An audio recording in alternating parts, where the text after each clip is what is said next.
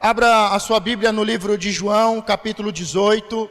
Vamos ler do versículo 15 ao versículo 18. Nós já estamos chegando na reta final do estudo das doutrinas para o treinamento dos 12 e dos 70 discípulos. Nós já estamos na mensagem de número 27, as ovelhas dispersas. Todos os discípulos, deixando-o, fugiram. Diga: as ovelhas dispersas. Todos encontraram o texto? Livro de João, capítulo 18, do versículo 15 ao versículo 18. Pedro nega ser discípulo de Cristo. Ao final de cada versículo, toda a igreja de Cristo diga amém em concordância à palavra. Simão Pedro e outro discípulo estavam seguindo Jesus. Por ser conhecido do sumo sacerdote, este discípulo entrou com Jesus no pátio da casa do sumo sacerdote. Entretanto, Pedro teve de ficar esperando do lado de fora da porta. O outro discípulo, que era conhecido do sumo sacerdote, voltou, falou com a criada encarregada da porta e levou Pedro para dentro. Então, a jovem criada encarregada da porta perguntou a Pedro: não és tu também um dos discípulos deste homem? Pedro respondeu: eu não sou. Versículo 18, fazia frio e os servos e os guardas estavam ali, tendo acendido uma fogueira, esquentava-se, e Pedro estava em pé entre eles, aquecendo-se também. Amém? Podeis tomar assento. Como eu disse, nós já estamos na reta final deste grande treinamento, deste longo e grande treinamento sobre a doutrina de Cristo. Estamos acompanhando passo a passo os passos de Jesus, passo a passo. Estamos lado a lado de Jesus neste treinamento.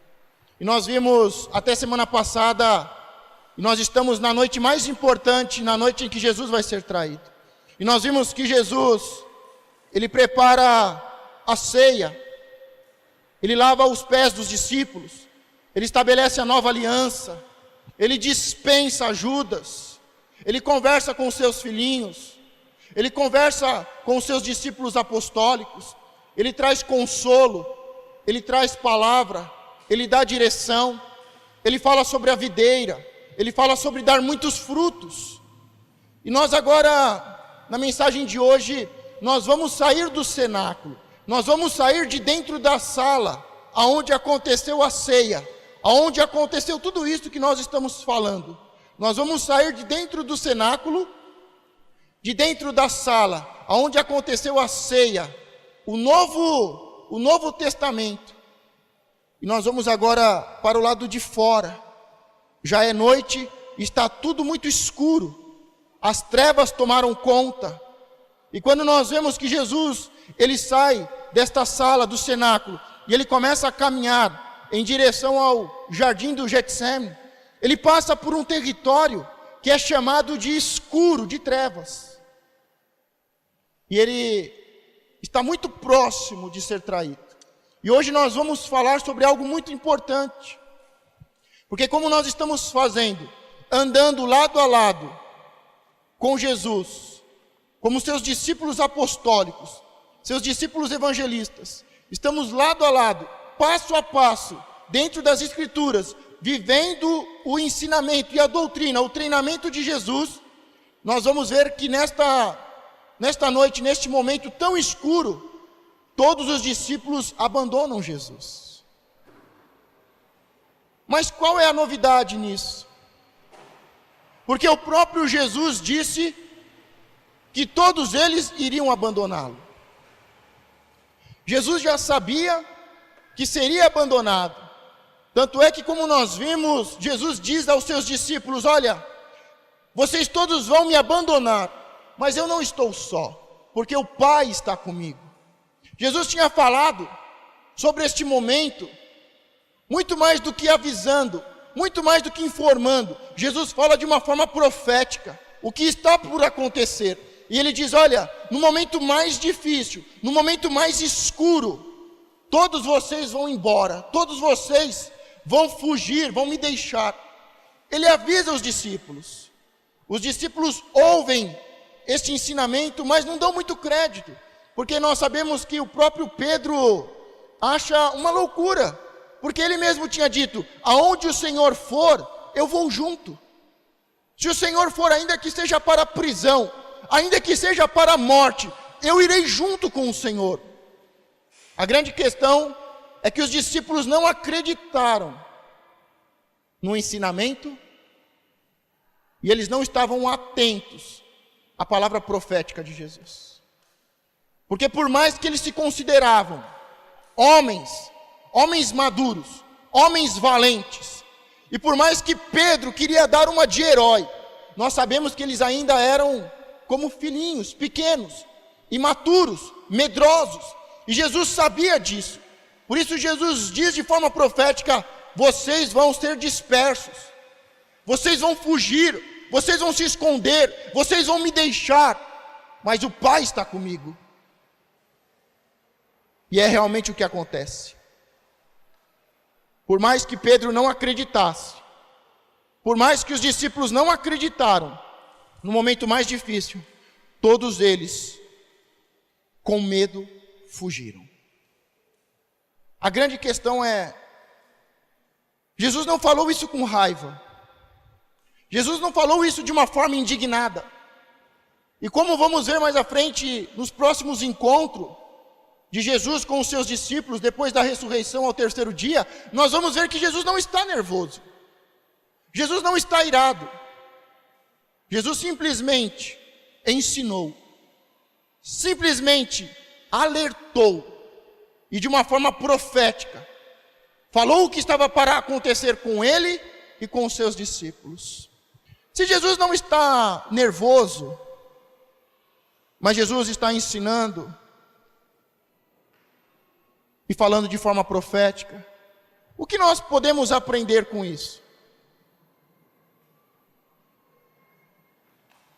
Por que os discípulos agiram dessa forma? Por que os discípulos, que Jesus chamava de filhos, de discípulos apostólicos, que chamou de amigos, por que os amigos de Jesus, no momento mais escuro, o deixaram? Qual foi o motivo? Foi para que se cumprisse a profecia? Por que Jesus não ficou nervoso? O que podemos aprender deste momento? O que Jesus quis ensinar aos seus discípulos, aos seus filhinhos? E é exatamente sobre isso que nós vamos ver nesta mensagem. Por que os discípulos, que foram treinados durante 3 anos e meio, os discípulos, os filhinhos, os homens proféticos e apostólicos, por que eles fugiram? Por que tanta covardia? Por que tanto medo? E por que Jesus não ficou nervoso? Eu acredito que até hoje, se algo parecido aconteceu com você, um amigo te deixou, se no momento mais difícil, ele te deixou, se você esperava apoio do seu esposo, da sua esposa, se você esperava algo de um filho, de um amigo, e na hora mais difícil da sua vida, no momento mais escuro de trevas, ele virou as costas para você, eu acredito que você não esqueceu até hoje isso. Ou eu estou enganado? Nós não esquecemos. Primeiro, porque é o momento mais difícil. Segundo, porque esperávamos dos amigos. Mas vamos a algumas questões para pensar. Primeira coisa, vamos entender o texto e o contexto. No livro de Lucas, Jesus está falando sobre o mesmo assunto. Jesus está falando sobre a perseguição. Jesus está falando sobre o momento mais difícil. Jesus está falando sobre o momento de serem levados presos, no momento de serem chicoteados, no momento de serem crucificados. E Jesus fala sobre, olha, a coisa vai ficar tão séria, a coisa vai ser tão séria, que se você tiver 2 roupas, venda uma, porque você precisa comprar uma espada. E quando olhamos o texto, nós vemos que Jesus, naquele momento com os 12 discípulos, eles tinham 2 espadas. E Pedro, que estava com uma delas, diz: aqui, Senhor, a espada. Nós temos espada para a guerra. Mas, quando Pedro fala sobre a espada e mostra a espada, Jesus dá uma palavra muito importante: basta. Diga, basta. Por que Jesus traz esta palavra basta? Jesus está falando aos discípulos: olha, está chegando o momento mais difícil, está chegando o momento mais delicado, está chegando a meia-noite, as trevas vão tomar conta, os inimigos estão se aproximando, chegou o momento da guerra, tome cuidado, se previna, tenha uma espada. E quando Pedro mostra a espada, Jesus diz: basta. Este basta, ele quer dizer: chega, eu não estou conseguindo com que vocês entendam o que eu estou falando. Jesus coloca um basta, um chega. Eu estou tentando explicar algo para vocês, e vocês não estão entendendo. Pedro, basta, você não está entendendo nada, vamos mudar de assunto, porque por mais que eu queira te explicar, por mais que eu queira que você esteja preparado para o momento mais difícil, você não está entendendo nada. Basta, diga basta. O que Jesus queria dizer? O que os discípulos não estavam entendendo? Vamos ao texto e ao contexto. Como eu falei, Jesus com os 12 discípulos, quantas espadas? Diga 2. E Pedro estava com uma. E agora, no momento mais difícil, depois da ceia ter terminado, eles saem do cenáculo, eles começam a caminhar em um lugar que é chamado de escuro, de trevas. Eles vão em direção ao jardim. E lá vai ter um encontro. É lá que Jesus vai ser traído e vai ser preso e levado para ser condenado à cruz. É lá que Pedro desembanha a tua espada e ele corta a orelha de uma das pessoas. Agora imagine, Jesus, que agora está só com 11 discípulos e 2 espadas. Agora imagine, vindo ao encontro de Jesus e dos seus 11 discípulos, que estão muito bem armados com 2 espadas, vem o sumo sacerdote, vem um grupo grande de religiosos hipócritas, com tochas, porque era de noite e o lugar era muito escuro, e o nome do lugar era escuro, trevas.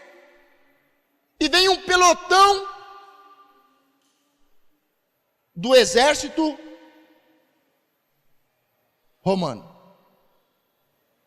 Vem um grupo grande de soldados, todos eles muito bem armados, muito bem treinados. O exército romano foi um dos maiores e mais cruéis exércitos que já se teve sobre esta terra.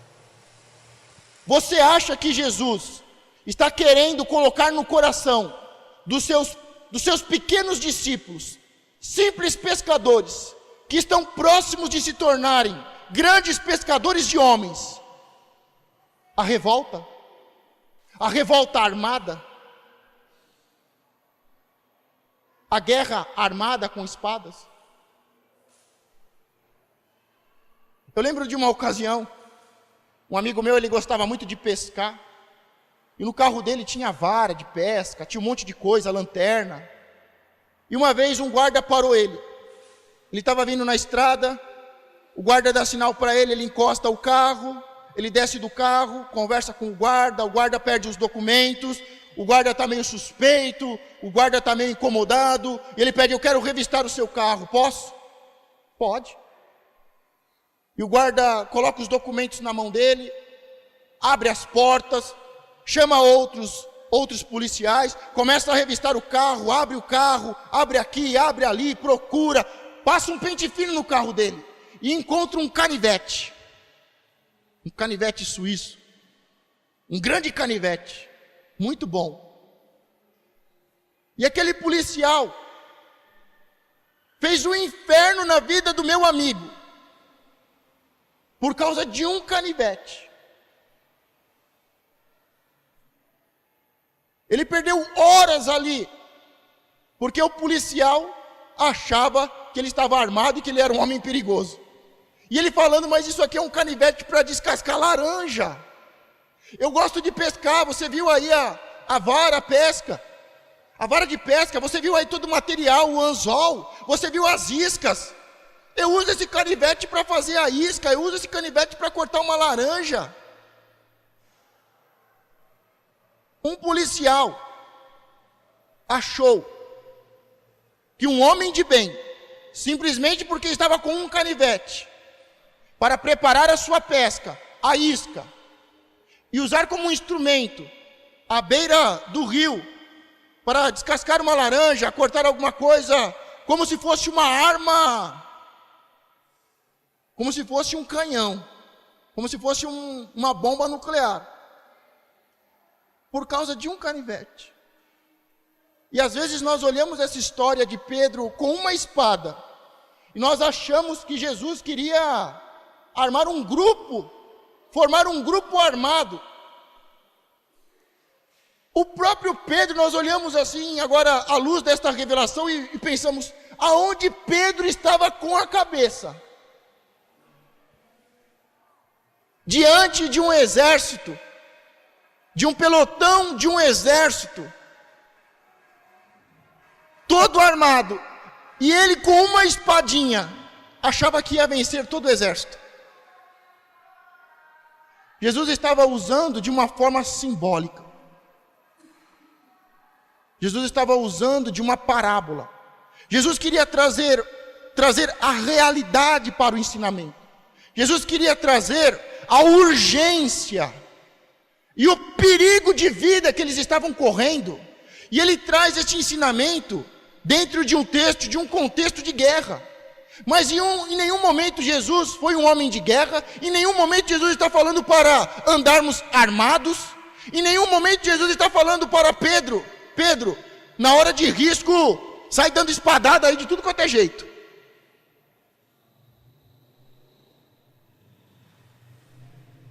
Jesus não está falando para usar armas. É a mesma coisa que nós começarmos a orar e dizer, olha, desembainhe a sua espada, comece a usar a sua espada.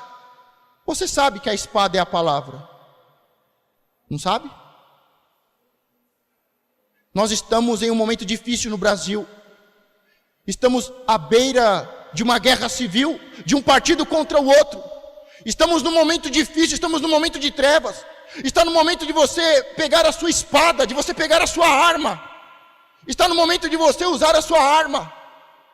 Você sabe que o pastor não está falando de 3/8, né? Você sabe que o pastor está falando da palavra, de você usar a palavra. Mas Pedro e os discípulos viajaram na maionese. Como nós vimos, Pedro se achava muito forte.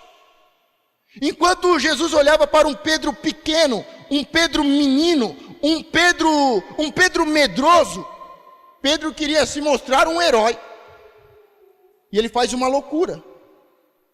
Ele vai querer sozinho vencer um grupo do exército romano. Quando ele tira a espada e corta a orelha de uma das pessoas, Jesus pega a orelha, coloca no lugar, e em seguida ele fala para Pedro: Pedro, quem com a espada fere, com a espada será ferido. Então, quando lemos o texto não está errado. Jesus não está fazendo uma loucura e nem levando seus discípulos a uma loucura. Jesus está usando uma parábola.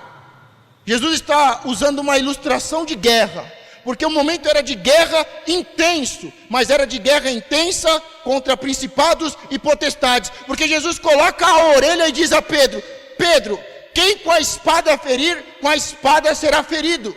E ele fala: Pedro, se eu quisesse,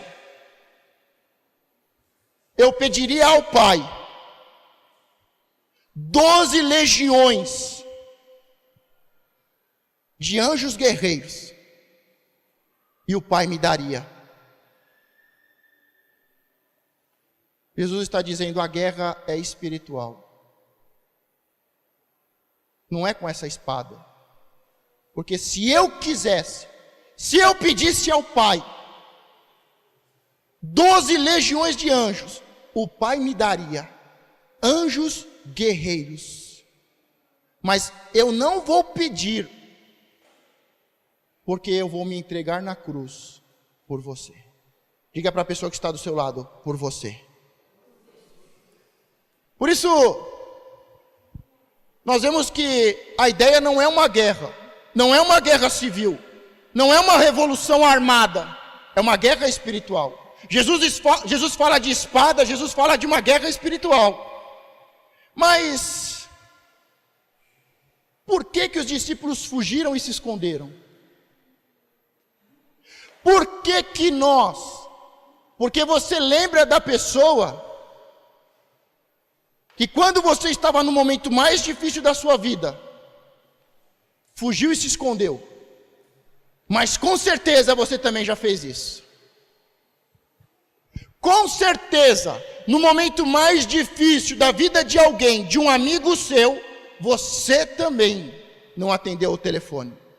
Você também fugiu e se escondeu. Você também parou de vir à igreja.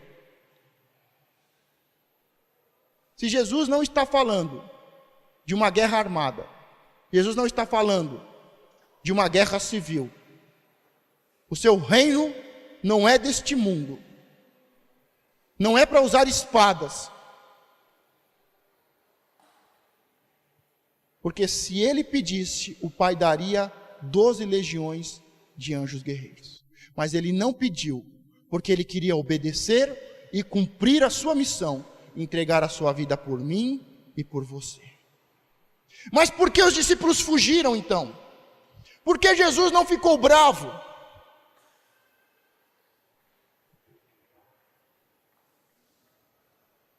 Porque os discípulos ainda eram pequenos, porque os discípulos ainda eram imaturos, porque os discípulos ainda não estavam preparados para uma guerra espiritual.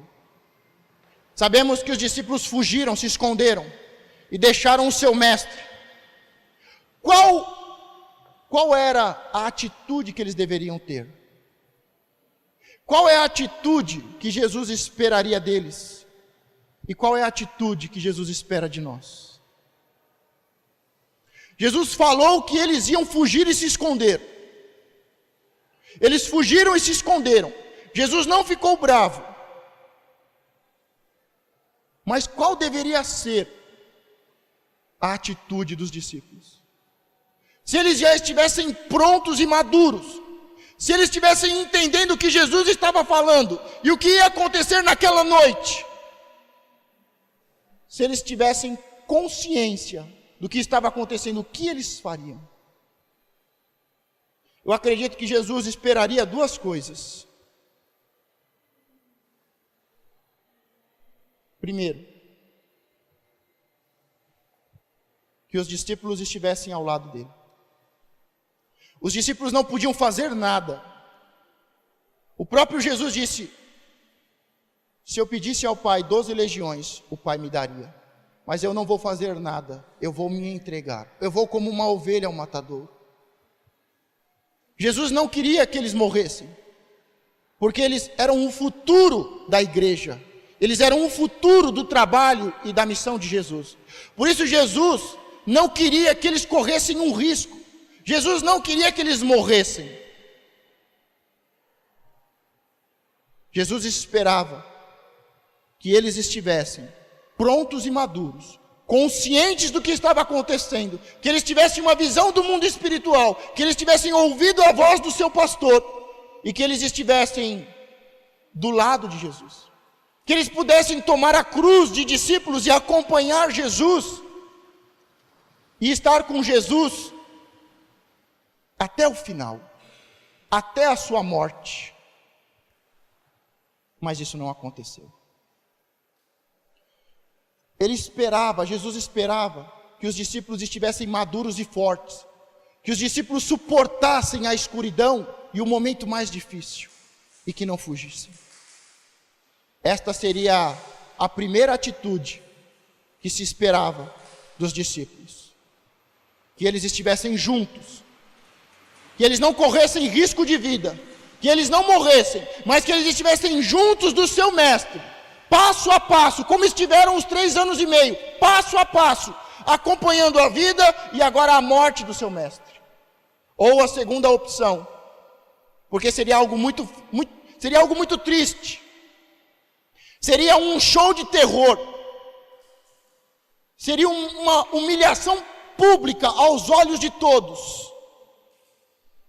E se os discípulos não quisessem ver, Jesus esperava que eles saíssem calmamente, se retirassem, sem medo, mas se retirassem para suas casas e esperassem a morte e a ressurreição do seu mestre.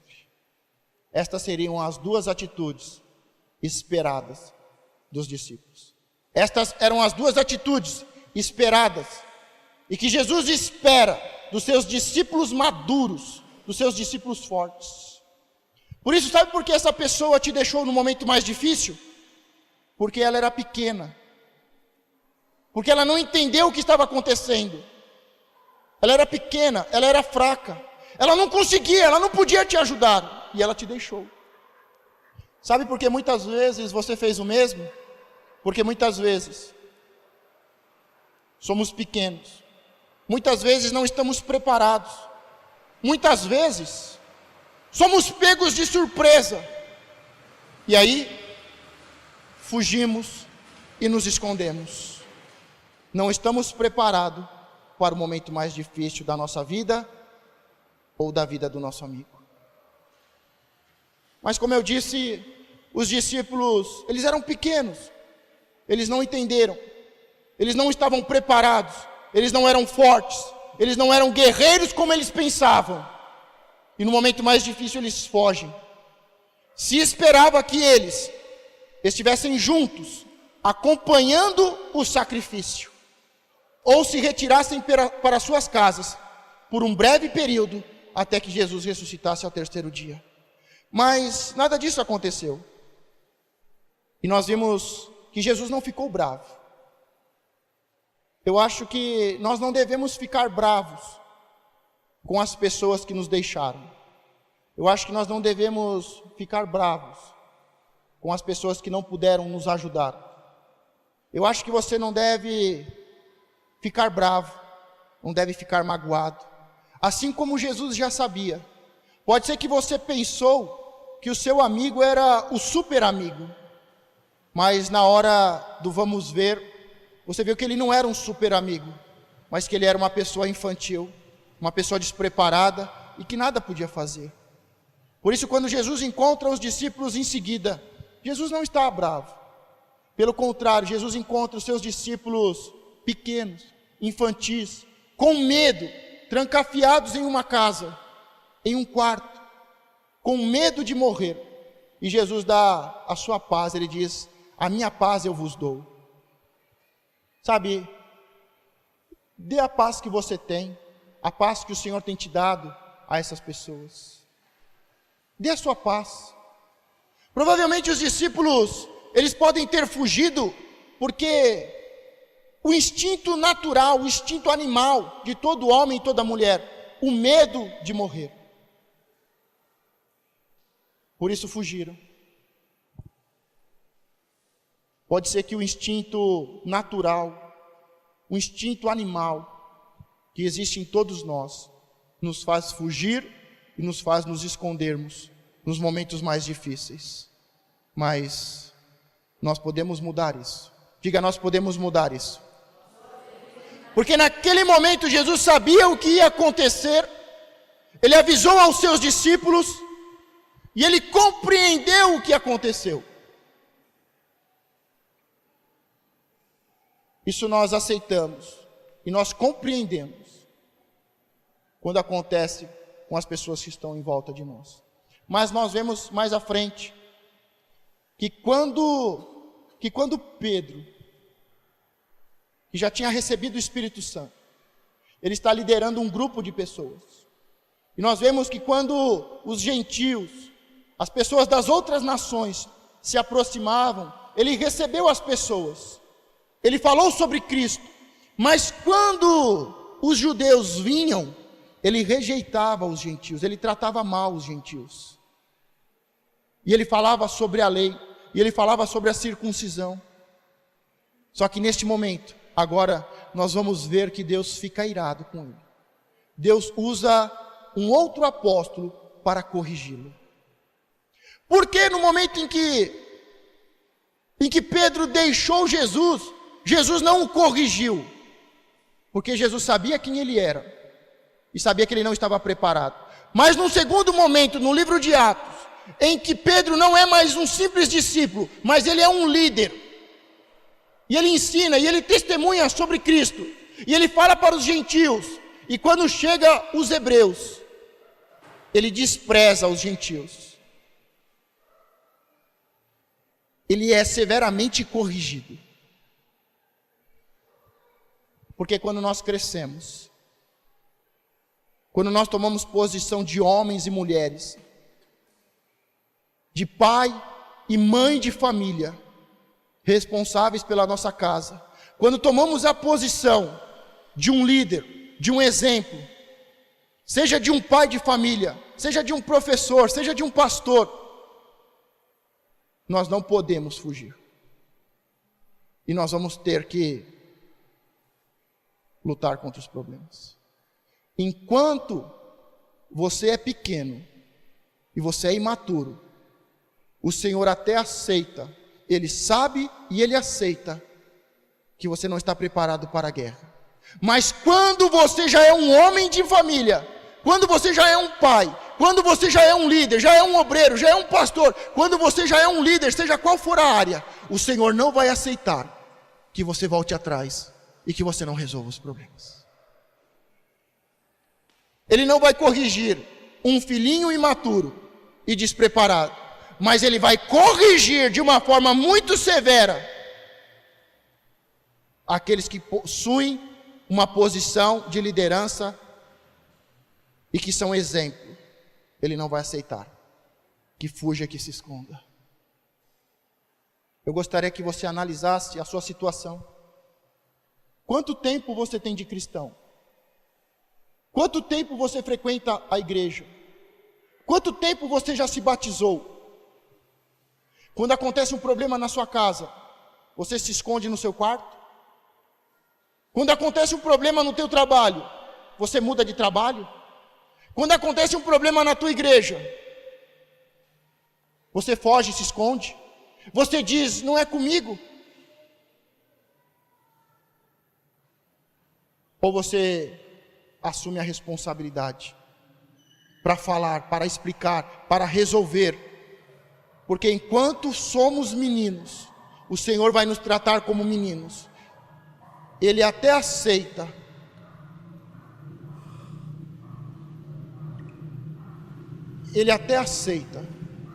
e Ele não vai te corrigir de uma forma severa e muito menos na frente dos outros, como fez com Pedro no livro de Atos. Por isso analise a sua vida. Quantos anos você tem? Porque eu conheço jovens de 15, 16 anos que possuem uma responsabilidade que muitos homens de 40, de 50 não possuem. Mas eu quero perguntar, quantos anos você tem? Qual é o nível de maturidade que você possui? Como você tem se comportado? Como uma pessoa imatura, fraca, que não entende o que está acontecendo? Ou como uma pessoa forte, responsável e que sabe usar a espada do Espírito? Quantos anos você tem? Qual é o seu nível de maturidade, de responsabilidade? Qual é o seu nível de discernimento? Quanto tempo você tem frequentado a igreja? Há quanto tempo você é cristão? Há quanto tempo você se batizou?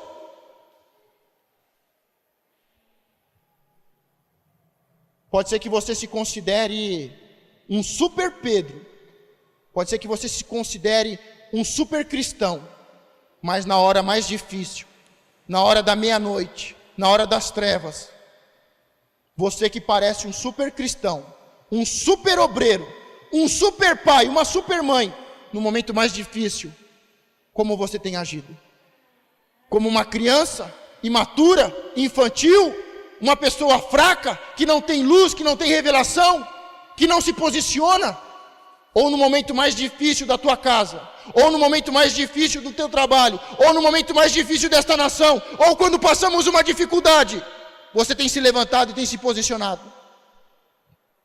Porque se você ainda é uma criança, espiritualmente, se você ainda é infantil espiritualmente, se você ainda não tem visão, se você ainda não sabe usar a espada, ainda que esteja andando com Cristo, lado a lado, vivendo discipulado por 3 anos e meio, ainda que você esteja fazendo tudo isso, se você é uma pessoa imatura espiritualmente, o Senhor entende. O Senhor não vai te corrigir. Mas se você já é uma pessoa madura no mundo espiritual, se você já tem uma posição, se você já foi treinado, como estamos indo para a reta final desse treinamento, o treinamento dos 12 e dos 70, da doutrina de Cristo, o discipulado, passo a passo, lado a lado com Jesus, do chamado, do começo do ministério de Jesus, até a sua morte e ressurreição. Se você tem acompanhado o treinamento, se você é um dos 12, um dos 70, mas ainda é imaturo, o Senhor entende. Mas você que já é maduro, se você não se posiciona, o Senhor vai te corrigir de uma forma muito severa, e vai te corrigir diante de todos.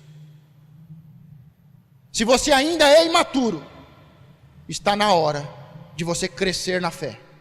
Está na hora de você se posicionar como homem, uma mulher de Deus, uma pessoa fiel, comprometida, ofertante, dizimista, amigo fiel. Por isso, se você se considera um super cristão, um super líder, pode ser que o Senhor esteja dizendo: você vai me negar. Você tem me negado. O Senhor conhece o seu coração. Como nós vimos no começo, Jesus usa uma ilustração, uma parábola sobre guerra, sobre espada. Eu gostaria de terminar esta mensagem com a mesma ideia. Jesus está formando um exército de testemunhas. O Senhor está formando discípulos apostólicos, discípulos evangelistas. Mas o Senhor sabe que uma coisa é ter o conhecimento, uma coisa é ter a doutrina, uma coisa é andar lado a lado com Jesus, a outra coisa é você ser colocado diante de uma guerra, na frente da guerra. Por isso, neste momento tão difícil, tão escuro, de densas trevas, é como que os seus discípulos, que estão preparados, que são soldados de Cristo, que estão muito bem uniformizados, que estão muito bem ensinados e doutrinados, fossem tirados de uma sala de aula e fossem colocados em meio a uma guerra e foram colocados na linha de frente. Não tem um soldado que as pernas vão tremer. Não tem um soldado que não vai passar mal e vai ter que ser carregado para o final e para trás, para se recompor. Eu lembro de uma vez que assisti um estudo, um documentário. Os Estados Unidos estavam em guerra e todos os soldados que iam para a guerra, 80% dos soldados não davam um tiro. Eles iam para a guerra e 80% dos soldados americanos não davam um tiro, Por quê? Porque foram tirados das suas casas, foram tirados do conforto, foram tirados de um país abençoado e próspero, foram tirados dos quartéis, e eles possuíam uma farda, eles possuíam uma arma, e estavam ensinados e preparados, mas nenhum deles tinha condições psicológicas de apertar o gatilho e matar o inimigo. É o que está acontecendo neste momento com os discípulos de Cristo. E Jesus sabe. Quando você estuda a história, a biografia dos maiores guerreiros, dos maiores soldados e generais, todos eles vão relatar o primeiro dia de guerra como algo terrível. E eles dizem: as minhas pernas tremiam, eu tive disenteria, eu não conseguia nem segurar a arma, eu estava fraco, eu tive que ser carregado para trás. Esta noite, a noite em que Jesus é traído, os seus discípulos literalmente são tirados do lado de Jesus, do lado do seu mestre e Senhor, e são colocados na guerra, na frente da guerra, e é a sua primeira experiência de guerra. E eles agora não estão somente com o seu Senhor e com o seu mestre, mas eles estão com o Senhor dos exércitos, porque é uma guerra espiritual. As trevas estavam reinando, e os principados os principados e as potestades queriam destruir Jesus, queriam matar Jesus, queriam frustrar os planos de Deus. Os discípulos de Jesus foram tirados da sala de aula do mestre, da companhia do seu Senhor, e foram colocados diante da batalha. E não tem um soldado que no seu primeiro dia de batalha não quer fugir e não vai se esconder e vai voltar atrás e vai se colocar no final do pelotão. Pode ser que você teve uma experiência muito ruim no seu primeiro dia de guerra. Quando Deus termina toda a criação do paraíso, o homem e a mulher, Ele diz: o meu exército está pronto. Desde Gênesis, Deus cria o céu e a terra, Deus faz separação, Deus dá vida, cria os animais, cria o homem e a mulher, e em seguida Ele diz: o meu exército está pronto. Nós fomos criados para sermos exército de Deus contra os principados e potestades. Mas todo soldado, no seu primeiro dia de guerra, é terrível. Os discípulos tiveram o seu primeiro dia de guerra e foi terrível. Eu não sei como é que foi o seu primeiro dia de guerra. Eu não sei se você está tendo o seu primeiro dia de guerra.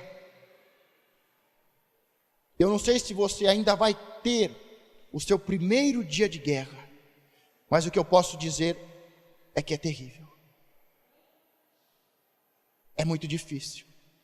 O diabo é astuto. O diabo não respeita a idade. O diabo não respeita a patente. O diabo não respeita nada. Por isso, pode ser que você já esteja nessa guerra. Eu lembro que o apóstolo falava para mim: Marcos, filho, vai ser comerciante, vai ser empresário, deixa esse negócio de ser pastor, você não tem ideia aonde você está se metendo. A coisa é feia, o que acontece nos bastidores de igreja, o que tem de feitiçaria, o que tem de prostituição. Eu falava: não, eu posso não saber, mas eu sei de um chamado que Deus me deu. Eu sei de um Deus que me chamou para fazer a diferença, e eu não vou voltar atrás. Eu não vou fugir, eu não vou fingir que não ouvi a voz de Deus me chamando. Eu vou, ainda que eu não esteja preparado, eu vou me preparar. E o primeiro dia de batalha espiritual é terrível. Tem dias de batalha espiritual que são terríveis. O Senhor entrou numa guerra para resgatar a minha vida e a sua. Diga: o Senhor entrou em uma guerra para me resgatar e para fazer de mim uma pessoa forte, madura, fazer de mim um guerreiro forte e experiente para ganhar novos territórios, salvar vidas e restituir famílias.